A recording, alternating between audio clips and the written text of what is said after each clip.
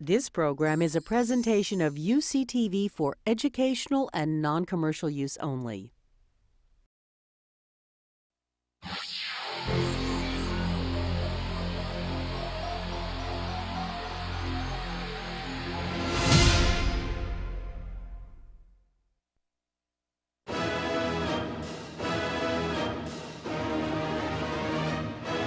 UCLA is a university with unlimited possibilities for students that desire world-class academics and research, unmatched diversity, incredible cultural and social opportunities, successful alumni and career networking, first-class campus facilities, plus America's top intercollegiate sports teams.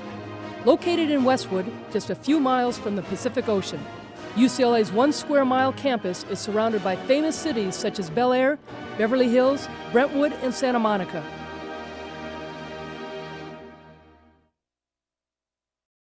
The calendar says winter, but spring is just around the corner, and we're going to go outside and talk tennis and baseball on this edition of UCLA Bruin Talk. Before we meet our first guest, let's take a look at this week's upcoming events.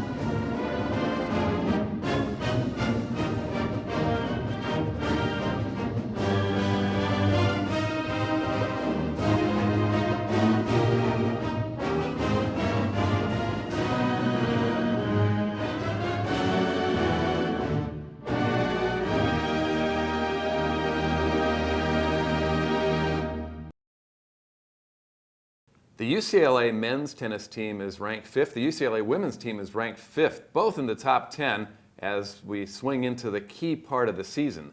And somebody who's got a lot in common with both teams is the Director of Tennis Operations for UCLA, Grant Chen. Grant, thanks for coming in and joining us again on Bruin Talk. You know, it's always great to be back. You've made quite a career out of this. You were a team manager when you were a student here. You played club tennis at UCLA, Right. and now Director of Operations. So tell us, what does a Director of Operations do? You know, it's a little of everything. I sort of have my hand in all facets of the sport and help with logistics, equipment, travel, the team, scheduling, a lot of coordinating. So, you know, never a dull moment, and balancing my time between both the men's team and the women's team is always a lot of fun. There's so much you've done with tennis in your life. What sparked your interest in tennis in the first place? I grew up playing the sport, just a sport I really loved. My family played, my parents played. I was a good junior. And thought about playing college tennis, but just had my heart set on UCLA and wanted to come here, and it's been the greatest fit for me. We talked about the great start that both programs are off to. Of course, you've been playing tournament play since October. It isn't exactly only a spring sport, but now we get into the key part of the season. Dual match play is almost over, but then you got Pac-10s, Nationals. How is the team looking? Let's first talk about the women, then talk about the men. Tell us who we can look for as the crunch time approaches. I'm telling you, both teams are looking great. You know, both have a lot of depth. Starting with the women's side, it's been a great start. The women have had a couple matches under their belts, and just this past weekend qualified for the National Indoors, which is held in Virginia in 2 weeks, which features the top 16 teams in the country. So a very nice start. And then the men, on the other hand, have also qualified for the National Indoors, which is hosted by Washington in 2 weeks. And a very young team. The men's are starting 3 freshmen and a sophomore out of their top 6, and recently lost the senior captain to a hip surgery, so he will be out the rest of the season. But the younger guys have really stepped in and filled have some big shoes to fill. Speaking of the loss with a hip injury, how is he working to be a part of the team now off the bench, and how has that affected the team atmosphere? Nick is still very, very involved in the team. He's doing rehab daily. He's He's the heart and soul of the team, and he still is. He might not necessarily be on the court out there battling with the guys, but he's been an incredible mentor to the younger players. He's there at practice, kind of giving his 2 cents, and especially during competition, when he's there and around, and his experience and his years, just being there itself is very helpful and useful. And we're speaking of Nick Meister, who's the one who's out. Yep. UCLA has always recruited very well internationally. You've got a lot of different cultures coming together on the tennis team. That's got to make it really exciting working with people from all different backgrounds. Absolutely. You know, it's such an international and global sport with players from around the world, and it's a huge part of, you know, Europe and Asia and everything. And we've been very fortunate in the past to be able to get some incredible players from Germany and France and, you know, all over the country, all over the world. As we look ahead, we know the Bruins have signed some really good players to letters of intent. Tell us about some of the people that are coming in. Recruiting has been great for UCLA tennis. The women, depending on which polls you look at, have a number 2 or number 3 ranked class, and the men have a number 1 or number 2 ranked class, depending on which polls you look at. But a lot of very, very good local kids are joining the men's squad. We have 2 freshmen, both playing in the top 4, currently on the team, Daniel Kazakowski and Clay Thompson, and 2 incoming freshmen who both signed national letter of intent, Marcus Garone from local Thousand Oaks and Dennis McCurcheon from the Valley. So it's going to be a great, really Southern Cal feel to the team in the next couple of years. Do you get a chance to get out and really hit the ball now, or is most of your duty administrative? A lot of my duties are administrative, but myself personally, I still get out there quite a bit and break a sweat and, you know, have a little fun out there and still try to hit the ball every now and then. Recently, an event was canceled due to rain. How does this affect the rhythm of the team, and how did this make your job harder as the director of operations? Rain is always a tricky part, especially with tennis. You know, it's something you can't plan for or predict sometimes, and sometimes you just have to kind of roll with the punches.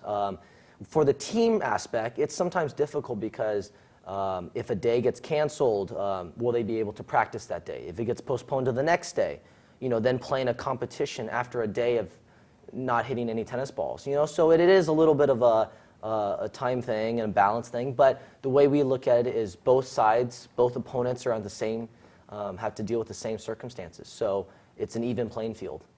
Grant, you were a team manager and one of the assistant coaches now. Chris Quinta was a member of that team. Of course, you both work with Billy Martin, the head men's tennis coach, and you've worked over the years now with Stella Sampras. It must be comforting to have people you've been associated with for now almost a decade working right alongside with you. Absolutely. It's been great, and the family, the Bruin tennis family, is such a small-knit group. You know, Coach Billy has been there for 18 years as head coach, 10 years prior to that as assistant coach. Stella's been there 14, 15 years as a head coach, and it's been the same knit core group for so many years. Chris was a great player and helped the team win the national championship in 2005 and has done an incredible job the last 4 years as an assistant coach. And Rance has been an assistant coach for over 10 years now as well. So, you know, it's been nice just to be able to, you know, have the same core group. Having 2 successful programs, men's side and women's side, has to make your job easier. Tell us how the teams get along. Well, we all use the Los Angeles Tennis Center. You know, we both call that home, and we have the same courts, the team rooms, locker rooms are very close to each other. So, you know, the teams are very, you know, we see each other a lot every day, and both the men's and women's team are close, and they support each other when the other teams are playing, when they can, when it doesn't affect their preparation schedule. And, you know, it's nice to have that common goal and another team right there supporting you guys. You mentioned that both teams are going to be facing a lot of other top-ranked teams. What are some of the biggest threats to the rest of the season? Well, on the women's side, it's the usual powerhouses. Stanford is very, very tough, and Baylor is up there, and Texas, and same thing with the men. SC, Stanford, Virginia, Ohio. Those are just some top teams, and the Bruins are going to be right there in the mix, trying to give everyone a run for their money, and whoever's playing the best in May at NCAA's time will come out on top. You mentioned the Los Angeles Tennis Center. It's a world-class venue. You've got a pro tournament here every summer. It must be nice when you're recruiting to take prospective recruits around that great facility. We're very fortunate. It was built in '84 for the Olympics in Los Angeles, and there's a pro tournament, ATP event every July. And so it's very nice to have that as a home. We got a nice stadium, we got beautiful facilities, and you can tell when you bring recruits sometimes it's something that they can just try to absorb everything. And it's always for freshmen when they're on the team and suddenly they're playing on court one with hundreds or 2,000 people there. It takes a minute for them to take it all in. But after that, it's a home sweet home. The events don't just happen.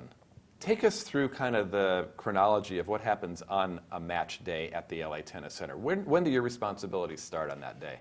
I start a couple days before. I have to worry about a couple logistics, everything from the PA to the scoreboard to hospitality. When the team comes and our visiting teams come, we let them use locker rooms and all that other facility, all those different things. And everything starts from early in the morning. We have a staff, we meet, we get everything set up, the teams warm up, and then we go battle at usually 1:30 in the day. As we look forward to tournament time, give us a couple names of players on the women's side, a couple names of players on the men's side who are going to be key for the Bruins' success. The women's team has a lot of returning players. They have a couple seniors. And one top American freshman in Courtney Dolahide. So all of them will be playing a very key role. I am excited to see junior transfer McCall Jones lead the team, and Noelle Hickey, who is a senior. I think those two, and another senior, Andrew Raminzi, probably hold up the top 3 spots and look for their leadership and seniority to really lead the Bruins. On the men's side, it's a completely different story. We have a freshman playing number 1. In LA local, Daniel Kazakowski, who has just done an incredible job playing the number 1 spot as a freshman, which probably hasn't happened in 12, 15 years. And he's just handled himself. He's very mature and an incredibly hard worker. And I think that's going to be exciting. Billy Martin always schedules tough competition. How does that pay off as you get down the road and start playing in the tournaments? I think the team is seeing that early tough competition beginning, and which really helps later down the line because they're familiar with the environment and the level of play, and I think that definitely helps. And when the team is getting ready for NCAAs and during that national championship run, it's just another opponent. Does the team do anything outside of practicing tennis or tennis in itself to promote team bonding? They've done several activities. Especially on the weekends, sometimes they'll all get together. Maybe they'll go for a run. They'll do the perimeter. They've been doing some other non-tennis specific sports to help kind of do a little cross training, which I think is always a great thing. And then the women's team as well. They always frequently get together. They'll have a dinner at a team member's apartment or something like that, and just really try to spend some time outside of the tennis courts to really kind of get together. And I think those are always some fun times for the teams. Grant, does being ranked in the top 10 put any extra pressure on the teams? Not really. I think the players are used to that pressure, that environment. A lot of them have been there before, and I think when said and done, it's really just a number.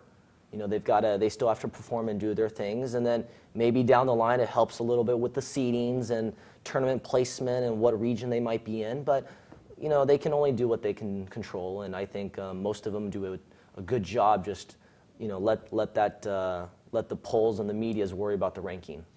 The Bruins won a national championship not so long ago. Tell us what your memories are of the national championship season.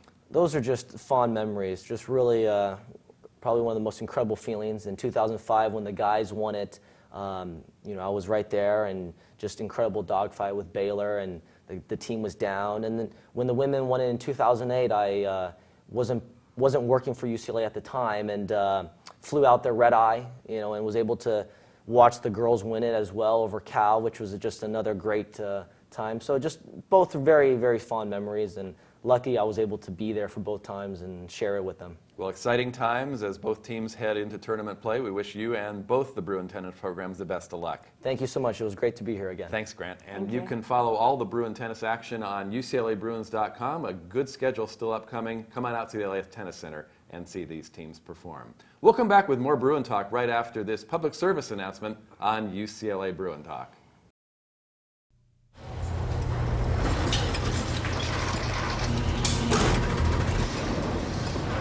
A trophy can be made just about anywhere. But there's one place where champions are made.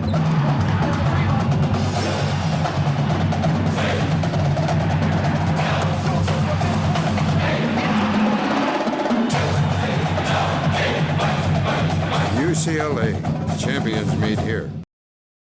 Welcome back to Bruin Talk. Before we meet our next guest, let's take a look at this week's Athlete of the Week.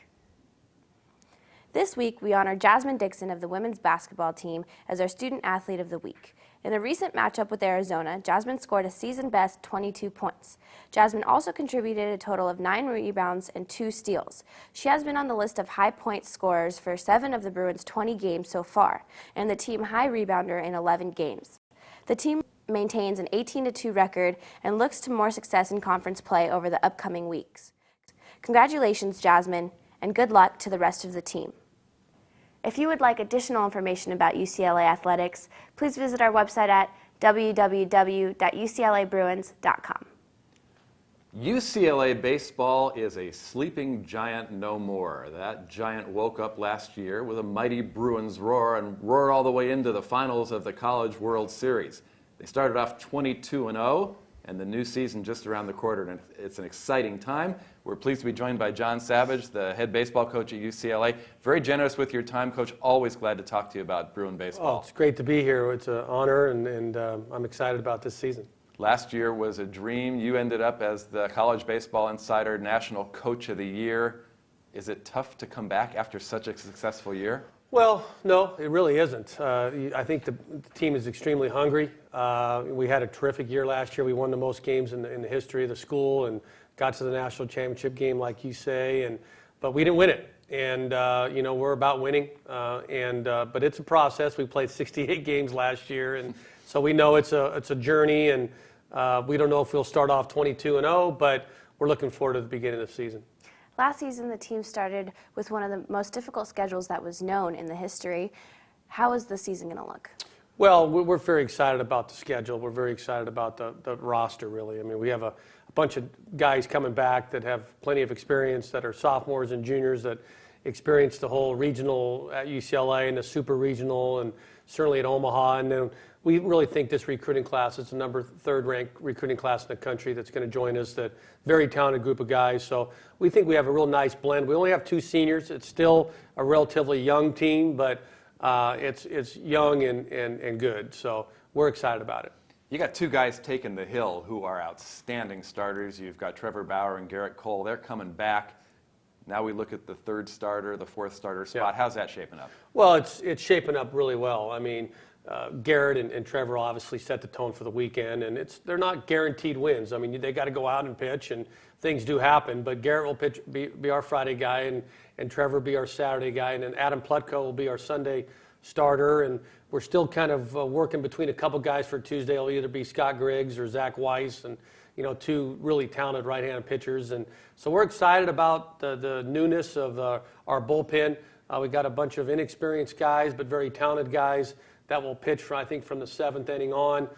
We kind of have a good handle on who's going to pitch the 6 or 7 first innings, but it's all about 9 innings, and certainly we have to be as strong at the end of the game we are at the beginning of the game. Well, Dan Klein was strong last year at the end of games. Who's going to step into the closer role? Well, it looks like Nick Vandertwig, very, very talented player out of Oakdale High School, drafted by the Toronto Blue Jays, has 3 pitches just like Dan. Reminds me of Dan, really, without the experience, but big, strong guy that has a really good mound presence and demeanor, and I think he's going to be able to pitch out of problems and hold runners, and I think he's complete. He's inexperienced, but we'll give Nick the ball at the end of the game right now. I was going to say, as a coach, you're handing the ball over to a freshman. What are the concerns there? People ask that question. This guy is a tough guy, and I think he's going to be able to handle it. I mean, no closer is perfect. I don't think you got 100 for 100 saves, that type of, direction. But this guy is a very talented guy, and I think he wants the ball. He wants to do it. I really think in the future he'll be a weekend, starter. But for this team and this role, he wants it. He's accepting it, and we think we're going to run with it. Coach, last year the Bruins had a stretch where you won a lot of games 10-8, and then a long stretch where a lot of games were 2-1. Yeah. How's it look on the offensive side this year? We really like our offense. We're a year older. Like I said before, we lost about 20% of our 20% of our at bats. So we have a really good nucleus of offensive players coming back, and they're stronger and they're obviously older, and we think they're going to be more offensive. So we're hoping to score more runs and give up less. But I think also on the defensive side they're better. So it's a good combination of position players right now in our program. With the season just around the corner, what are the last-minute preparations looking like? Well, just making sure that we know what we're doing. Bunt defense, first and third defense, the short game on offense, the signals, the night signs, the runners at second signs, just knowing what we're doing. Like I tell our team, any good team really has flow to them, and the guys know their roles, and guys know what kind of to expect and when to get called on during the game. And hey, I'm going to pinch run, I'm going to pinch hit, I'm going to come in out of the bullpen in the 7th, 8th inning. So we're really trying to prepare them to know their roles. Any good team, players know their roles, and I really think that right now we're establishing that.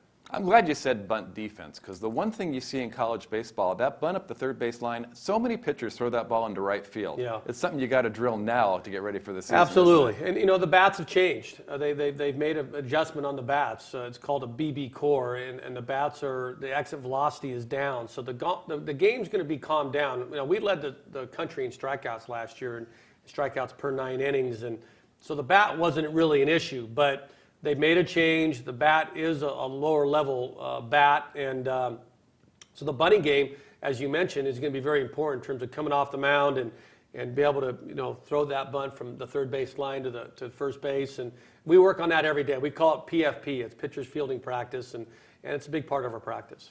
I've read about the bats, and they say they're pretty close to wood on the way the ball comes off. Has that been your experience? Yeah, it is. I mean, it's kind of an in between, with that bat that we've had, that composite bat now, compared to wood. It's kind of in between. The ball is flying a lot less in terms of travel. The ball's still kind of getting through the infield. It still has a good rhythm to it, and it could be hit hard, but you're seeing a lot less balls hit in the gaps and over the fence, and we'll see how it plays out. I'll have a better answer, and I think any coach would say the same thing after 15, 20 games. Well, historically, Coach, you've worked with pitchers. I mean, that's been what you were known for when you were an assistant coach. Yeah.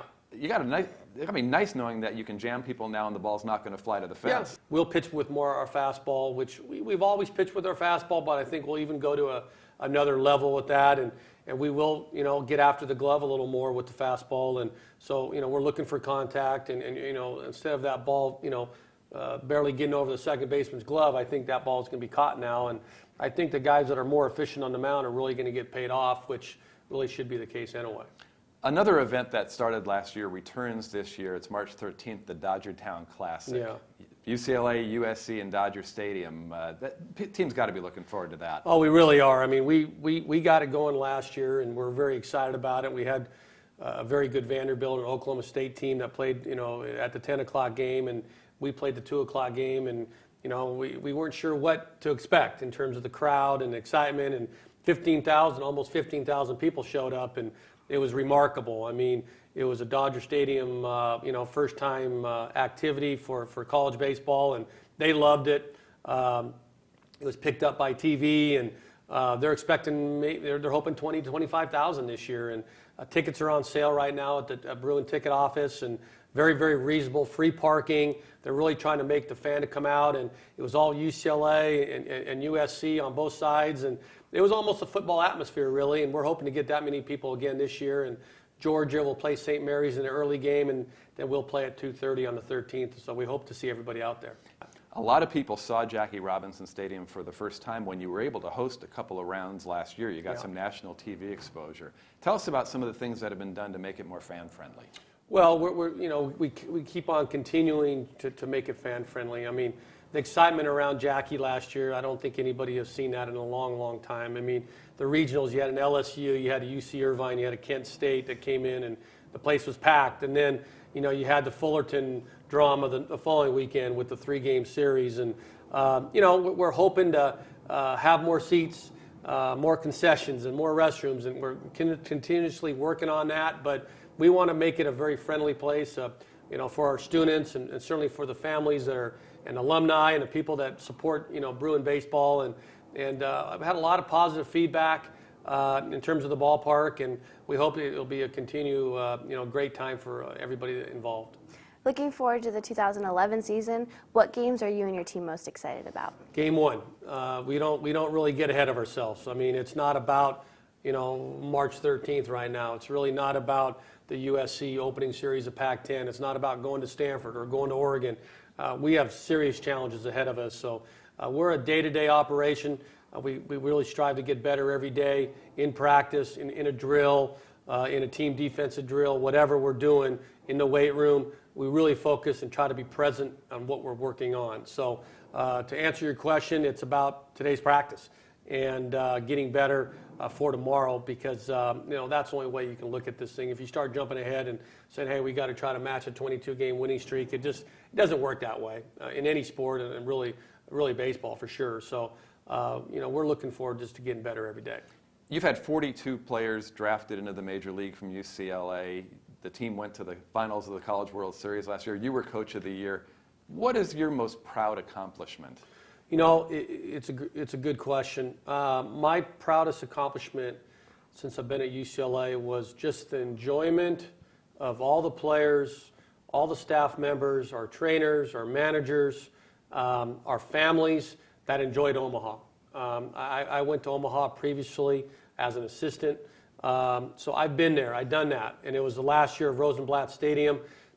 It wasn't about, oh God, I'm finally the head coach at UCLA, and oh my, it really had nothing to do with that. It was more about just being how proud I was of the players and for how hard they've worked, of being rewarded of how hard it is to get to Omaha with the West Coast and how tough it is on the West. So just sitting back and really enjoying the autograph sessions and the practice sessions, and how well we played when we played like we were playing in our backyard when we went back there, and we played the right way. And I was just so proud of all the guys that worked extremely hard over the years. And then the last thing I was so proud about was just for the alumni, for the people that are proud about, people that have played at UCLA baseball, to see themselves, on TV, their program on TV. And it was just kind of a culmination of just that feeling. Felt good. Well, Coach, I hope you like having a bullseye on you. The season's just getting underway. Everybody's going to give you the best shot, and we wish you the best of luck in the upcoming campaign. Thank you. Thanks for having me. Always great to have John Savage in on UCLA Bruin Talk, and great to have you in with us as well. That's going to do it for this week's show. Naomi and I will be back next time. We'll see you then.